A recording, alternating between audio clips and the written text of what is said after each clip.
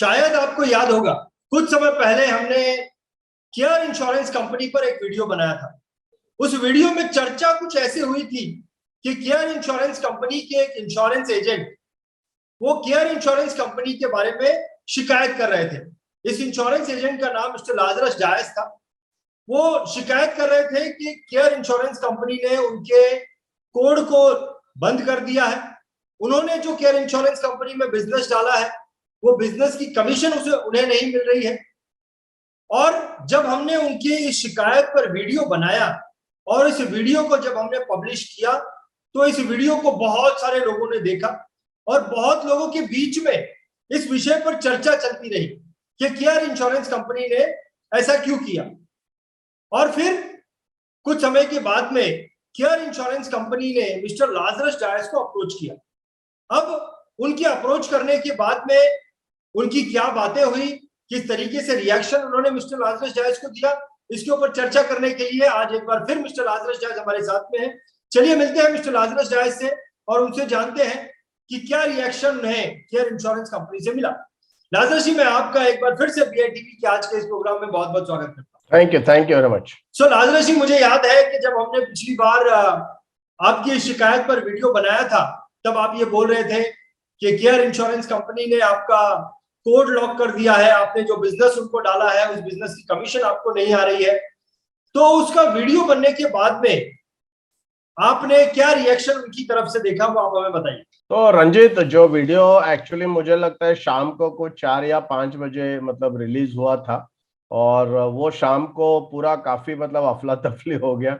बहुत सारे लोगों को वो वीडियो गया और काफी लोगों ने, मुझे पर्सनली भी काफी लोगों ने कॉल किया।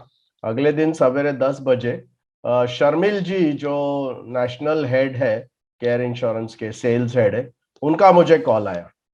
अभी क्या है कि उनका मेरा पर्सनल अच्छा रिलेशनशिप है क्योंकि हम लोग काफी सालों से, वो बिरला सन लाइफ में थे जब मैं वहाँ ब्रांच मैनेजर था, तो हम एक दूसरे को जानते हैं। बट शर्मिल जी ने जैसे कॉल किया और उन्होंने कहा आपका जो भी इशू है, जो भी ये है, आप 100% आके मेरे साथ पर्सनली आप बैठिए, हम लोग डिस्कस करेंगे और जो भी है वो मैं आपको गारंटी देता हूँ कि 100% to your satisfaction I will settle it. बहुत रेयर ऑफ रेयर केसेस है, बट क्यों हुआ वो भी मैं थोड़ा इमिडिएटली इसको इन्वेस्टिगेट करूंगा। विद इन अ वीक हमारा मीटिंग फिक्स हो गया। मीटिंग में जब गया तो उन्होंने, जो जोनल हेड है, उनको भी वहां पर बुलाया था और मैं भी था। उन्होंने बोला आपका पूरा जो है अकाउंट का डिटेल्स मैंने निकाला है, कंप्लीट हमने उसको ये किया है और उसके बाद उसके ऊपर अभी काम चल रहा है, तो उसका पेमेंट का जो भी है वो हम लोग प्रोसीजर कर लेंगे। तो बोला उसमें हम कुछ भी बात नहीं करेंगे, वो राइट है रॉन्ग है क्या है कैसा है, आपका पेमेंट बंद हुआ, वो आपका कोड इमीडिएट, दोनों दो कोड में मतलब जो भी कोड है वो इमीडिएट हम एक्टिवेट करेंगे और प्लस जो पेमेंट है विद इन 1-2 वीक्स हम लोग आपको कर देंगे। खाली थोड़ा कंप्लायंस का इश्यू जो है उसको थोड़े देखते हुए, क्योंकि पिछला साल का कमीशन है तो वो कैसे देना है क्या है वो थोड़ा सा ही करके हम लोग कर लेंगे। Perfect perfect. तो मुझे याद आता है लाजरस जी, इस टॉपिक के ऊपर डिस्कशन हो रही थी, उस वक्त आप बहुत फ्रस्ट्रेट थे उस कंपनी को लेकर, लेकिन आज जो है आप काफी पॉजिटिव है कंपनी को लेकर। सो कॉम्प्लीमेंट टू दोस पीपल जिन्होंने आपको इतने अच्छे से हैंडल किया और जो भी नेगेटिविटी आपके माइंड में थी उस कंपनी के लिए वो सारी नेगेटिविटी को उन्होंने निकाल दिया। बहुत अच्छी बात है। तो लाजरस जी, उन्होंने आपको बोला एक हफ्ते में हम आपका सारा जो भी बैलेंस है वो आपको दे देंगे।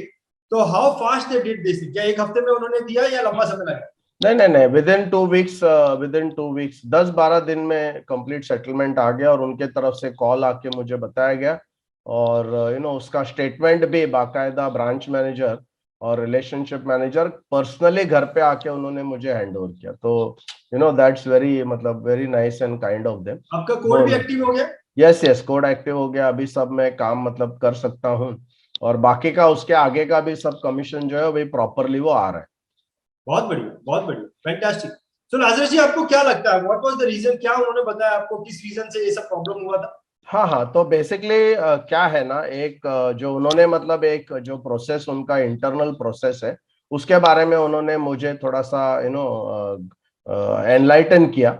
बेसिकली वो क्या होता है, तो उन्होंने क्या कहा, नॉर्मली क्या होता है, कोई भी अगर एजेंट या पार्टनर है उसका अगर क्लेम 20% के ऊपर मतलब समझो 5 केस में एक केस, अगर 5 केस डाला है या 20 केस डाला है, उसमें अगर 5 केसेस अगर क्लेम आता है, and not depending on the quantum of claim, मतलब कितने का क्लेम है उसके ऊपर नहीं है, कितना नंबर ऑफ क्लेम्स है।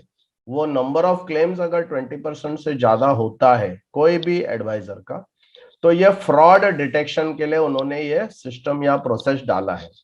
तो जैसे ही किसी का अगर 20% मतलब क्लेम अगर लॉग इन हो जाता है कोई भी एडवाइजर का, तो ऑटोमेटिकली एक रेड फ्लैग इशू किया जाता है। ओके, उसको रेड फ्लैग करते हैं। और वो रेड फ्लैग सिर्फ ये चेक करने के लिए कि ये जो इतना क्लेम हुआ है जेन्युइन है कि कुछ उसमें प्रॉब्लम है। क्योंकि आई थिंक नॉर्मली कोई भी कंपनी को वो करना चाहिए, बिकॉज अगर नंबर ऑफ क्लेम्स हाई है तो ऑब्वियसली गलत आदमी को या गलत क्लेम जाना नहीं चाहिए। तो वो खाली एक रेड फ्लैग होता है, और वो रेड फ्लैग होने के बाद क्या होता है, इमीडिएटली एक रिलेशनशिप मैनेजर को एक ट्रिगर जाता है, एक मेल जाता है कि ये एडवाइजर का ऐसा ऐसा मतलब डिटेक्ट हुआ है। तो आप एक बार कंफर्म करके कि वेदर ये केसेस जेन्युइन है क्या है, थोड़ा सा अपने लेवल पे आपको कुछ अगर डाउट आता है कि नहीं आता है, उसके बारे में आप ये करके आपको रिटर्न मेल उनको भेजना पड़ता है। तो वो मेल भेजने के बाद अगर आरएम ये कहता है कि यस देयर इज सम कुछ ऐसा डाउट आ रहा है, तो देन कंपनी अपना हिसाब से इमीडिएटली कोड ब्लॉक कर देती है। और वो कोड ब्लॉक करने के बाद, मतलब कोड पहले ही ब्लॉक होता है, जैसे रेड फ्लैग हो गया तो कोड ब्लॉक हो जाता है, और फिर रिलेशनशिप मैनेजर का रिप्लाई आता है।